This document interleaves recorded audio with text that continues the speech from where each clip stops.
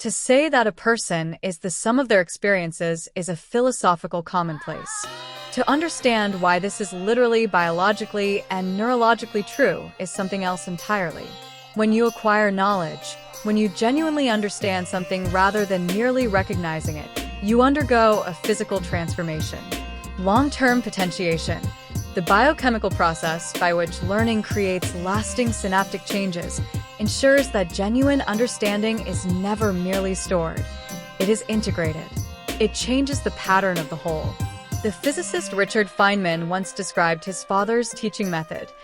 Never settle for knowing the name of a thing. Know what it does.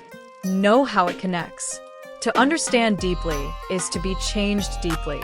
The philosopher Michael Polanyi identified what he called tacit knowledge, the vast body of understanding that we carry but cannot fully articulate, that shapes how we perceive and act and judge without our conscious awareness. This tacit layer is not incidental to who we are. It is the substrate of character itself. The person who has pursued knowledge diligently, who has read widely, reasoned carefully, engaged honestly with the complexity of the world, carries that history in their very dispositions, their intuitions, their reflexes of thought. Psychologist Daniel Kahneman's work on the experiencing self versus the remembering self reveals an important tension. The self that lives through moments often registers suffering and struggle, while the self that looks back constructs meaning from the arc. The most meaningful lives, research suggests, are not the most consistently pleasant ones. They are the ones marked by engagement, growth, and purpose, by the struggle of genuine inquiry and the satisfaction of genuine understanding. What you know, you are.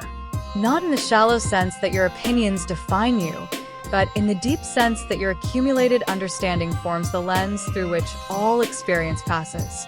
Two people can stand before the same sunset, and one sees a pretty sky while the other sees the scattering of light through an atmosphere that took billions of years to form, on a planet whose improbable conditions allowed the eyes doing the seeing to evolve. Neither is wrong, but they are not the same person.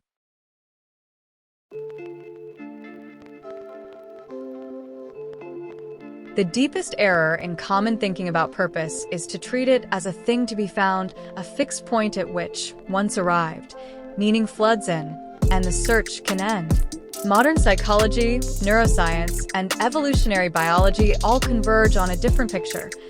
Purpose is not a destination. It is a mode of being, and the mode is seeking itself. Psychologist Mihai Csikszentmihalyi's decades of research on optimal experience identified a state he called flow, a condition of total absorption in a challenging, meaningful activity in which self-consciousness dissolves and time transforms. Flow is reported as among the most meaningful and alive experiences a person can have. It is not produced by achievement. It is produced by the quality of engagement. The activity must be difficult enough to stretch capacity, clear enough in its demands to sustain focus, and connected enough to genuine interest to feel worth doing.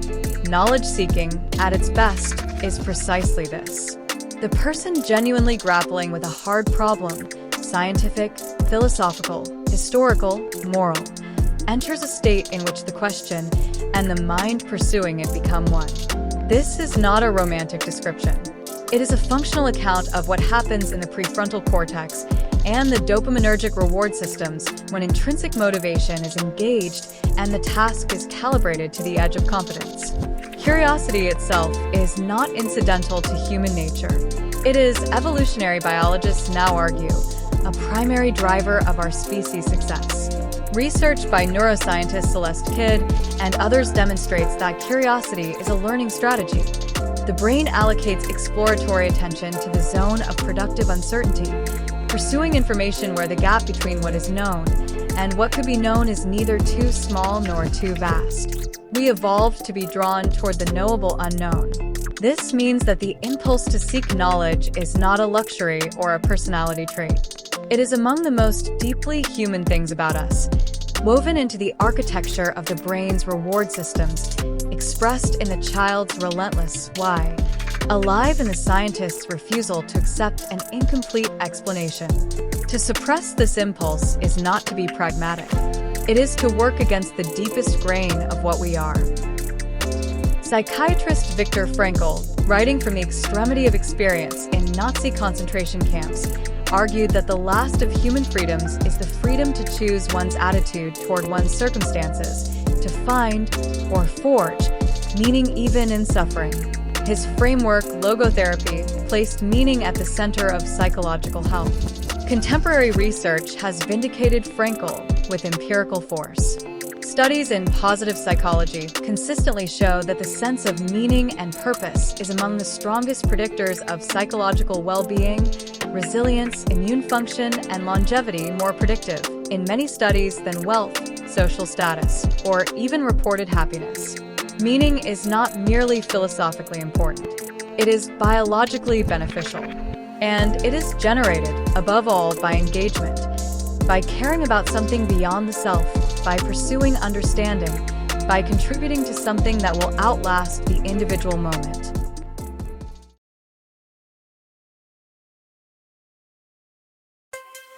The picture that emerges from neuroscience, physics, psychology, and evolutionary biology is not a comfortable one, but it is a clarifying one. You are a temporary arrangement of matter that has become capable of understanding its own temporariness. You are, in each moment, constructing the self you will become through the quality of your attention. Time is not abundant. The universe does not offer extensions. The same physical processes that allow you to read these words are moving irreversibly toward the dispersal of everything you are. And yet, none of this argues for despair. It argues, instead, for a radical seriousness about the texture of daily life, about what we choose to attend to, what questions we choose to pursue, what knowledge we choose to accumulate. If the self is genuinely constituted by its moments, then how we spend those moments is not a peripheral question. It is the question.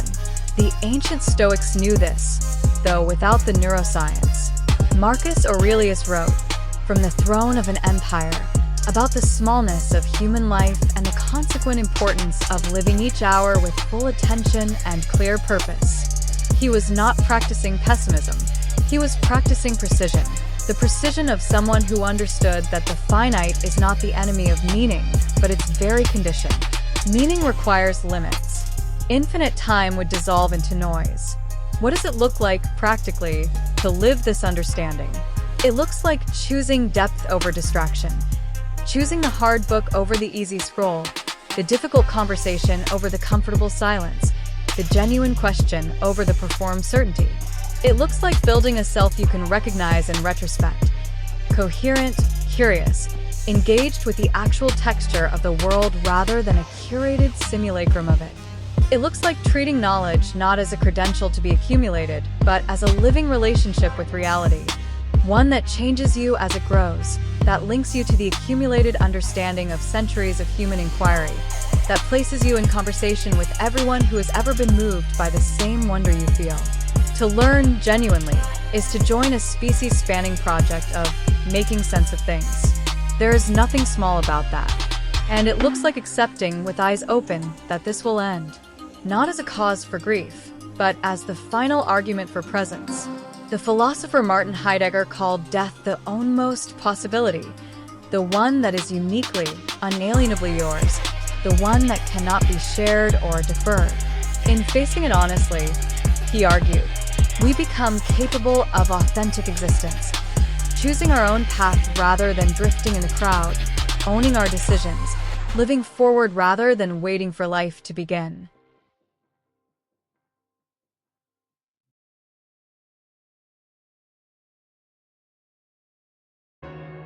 Socrates famously declared that the unexamined life is not worth living. For 2.5 millennia, this has been treated as a philosophical provocation.